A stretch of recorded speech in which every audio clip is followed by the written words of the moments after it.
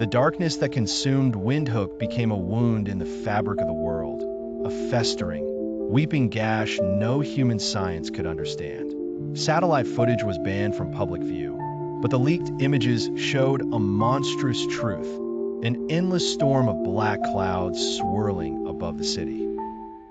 Governments denied everything. Emergency broadcasts spoke of natural disasters, chemical leaks, civil unrest. But the people knew. The dreams had started. Whispers in foreign tongues clawed at the edges of sleep. Thousands began waking up at night, cold sweat drenching their beds. Children wept, claiming they had seen a man made of shadows standing at the foot of their beds, a man with fire where his eyes should be. They described him the same way, every time. The Bone King. The world tried to fight back. Special units were deployed to clean Windhoek. They entered the darkness with biohazard suits, flamethrowers, tanks. The first transmission crackled through the static.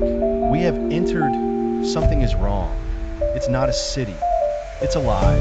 Screams followed. No one came out. No bodies were ever found. New creatures crawled from the darkness. The infection wasn't physical. It was spiritual. It moved through the soil, through the water, through the air itself. Within weeks, Africa's southern tip was lost. Governments collapsed. Communications blacked out. Trade routes dried up. Refugees poured into Europe by the millions.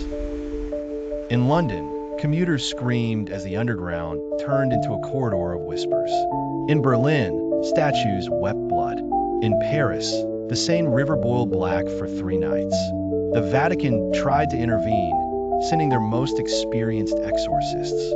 They entered Windhoek by helicopter. Their prayers turned into shrieks, and one by one, the helicopters fell from the sky, their engines corroded by invisible hands. Meanwhile, Alan, or what was once Alan, walked. He no longer resembled the man he had been. Now he wore a cloak stitched from the skins of the willing. He called himself now the mouth of the Witch Mother. He was the speaker for the darkness, and he had one mission: to unmake the world of men and return it to the dominion of the old powers, those that had once ruled before the first city was built, before fire was stolen from gods. One by one, the world's strongholds fell. Beijing crumbled under black storms. Moscow froze in an endless blizzard vash.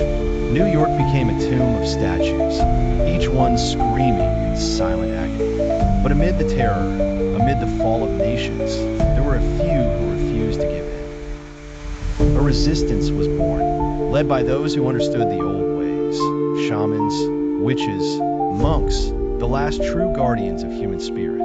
They gathered in secret beneath mountains, within ancient caves marked by forgotten symbols of protection. Their leader was a young woman from the Maasai tribe.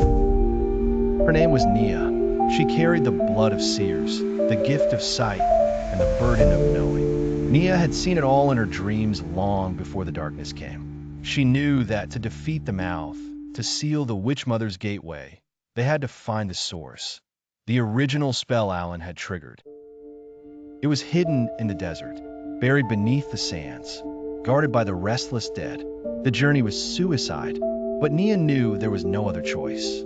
She gathered her companions, a scarred Vatican exorcist, a Haitian voodoo priest, and a Japanese onmyoji. Together, they ventured into the wasteland. The journey was a nightmare. The sand itself was alive, writhing with the memories of the dead. The winds howled secrets no mortal should hear. The stars twisted above them, forming faces that screamed in silence. Yet they pressed on. Nia's dreams guided them. At last, they reached a temple. A temple buried beneath black sands, its walls pulsing like living flesh. Inside, the source waited, but so did the mouth. He stood at the altar, surrounded by his creations, monstrous hybrids of flesh and shadow, their bodies stitched from the sins of mankind. You think you can stop destiny? Nia stepped forward, heart hammering. We are not here to stop destiny, she said. We are here to set it right. Battle erupted. The Haitian priest unleashed storms of fire. The exorcist hurled blessed chains. and the Onmyoji unleashed a swarm of razor-sharp talismans that tore through the creatures. But the mouth was powerful, too powerful. He twisted their attacks into nightmares, turning fire into ash, chains into serpents, blades into screams. One by one, the companions fell, until only Nia remained, bloody, broken, but unyielding. She stepped into the circle of glyphs carved into the floor. Reciting the prayer taught to her in dreams, Nia called upon the oldest force, not light, not dark, but balance. The glyphs ignited, burning white-hot. The mouth shrieked, recoiling. The temple shook. Sand poured in from every direction. "You cannot kill me," the mouth howled. "I am beyond death." "You were never meant to live," Nia whispered. With a final word, she completed the ritual. The glyphs exploded in blinding light. The mouth screamed as he was torn apart, sucked back into the abyss that had birthed him. The Witch Mother's gateway collapsed. The desert swallowed the temple whole. For the first time in months, the world knew peace. The skies cleared. The oceans calmed. The cities, though scarred, breathed again. The darkness receded. Nia, broken and bleeding, crawled from the sands. She knew her work was not done. The Witch Mother still existed, somewhere beyond the veil. But for now, humanity had won a reprieve. A second chance.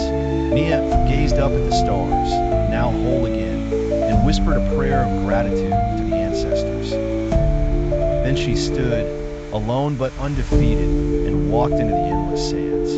Behind her, buried deep, the last echoes of the Witch Mother's laughter faded. But somewhere in the forgotten corners of the world, a new whisper began. A seed of darkness, waiting for someone foolish enough to seek it once more, to be continued in another world.